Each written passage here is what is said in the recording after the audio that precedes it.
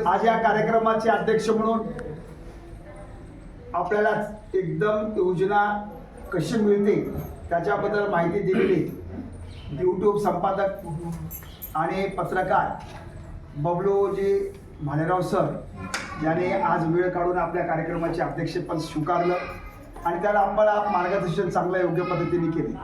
आज आपला दिव्यांग वृद्ध निराधार मित्रमंडळ महाराष्ट्र या संघटनेला 10 वर्षे झाली. या 10 वर्षामध्ये आपण 265 आंदोलन केले. किती? 265 आंदोलन काल मुंबईला संपन्न झालं. तुमच्या सगळ्याच्या सहकार्य आणि या आंदोलनामध्ये आपल्या दिव्यांग बांधवांना हक्क मिळावा म्हणून आपण या आंदोलन केलं.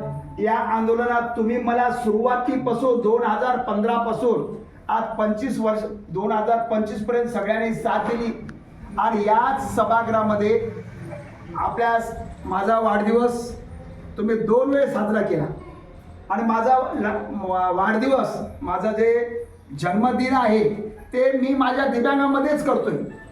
या दिव्यांगाच्या संदर्भामध्ये किनवटला 12 तारखेला आपण 14 सायकली द्यायला लावले.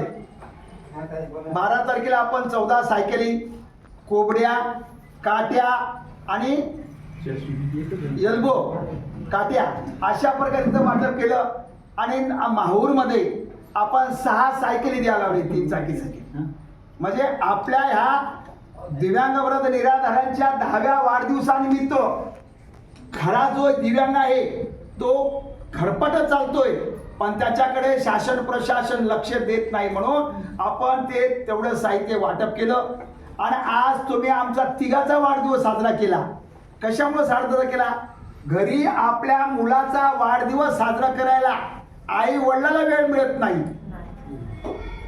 आपल्या मुलाचे वाढदिवस किंवा घरच्याचे वाढदिवस साजरा होत नाही. पण आज तुम्ही जे मला आपुलकीनं, आज माझा देगलूरमध्ये वाढदिवस होता पण आमचे माहूरचे किनवटचे कार्यकर्ते म्हणले सर आपला वाढदिवस मावलाच पाहिजे आम्हाला म्हणून आज वाढदिवस केला आणि 10वा आपला वर्धापन दिन साजरा केला. याबद्दल मी तुमचं सगळ्याचा ऋणी आहे. असंच प्रेम, अशीच माया, अशीच आपुलकी आपली कायम राहावी आणि आपल्या संघटनेला यश मिळावं म्हणून आपल्या हक्काच्या लढाईसाठी आपण सर्वांनी संघटित होणे काळाची गरज आहे. वळवळ केल्याशिवाय चळवळ होत नाही. बरोबर आहे? वळवळ मनामध्ये जर वळवळ असेल तर चळवळीला गती मिळते आणि चळवळ केल्याशिवाय संघर्ष होत नाही आणि संघर्ष केल्याशिवाय आपल्याला न्याय हक्क मिळत नाही. डॉक्टर बाबासाहेब आंबेडकरांनी सांगितले शिका. अगोदर काय म्हणतात? शिका, ज्ञानी व्हा, शिका आणि संघटित व्हा. सर्वांनी एकत्र या, संघटित व्हा आणि शिका, संघटित व्हा आणि संघर्ष करा. संघर्ष केल्यावर काहीच मिळत नाही. आज माझे दिव्यांग बांधव म्हणतात सर आम्ही तुमच्या एवढ्या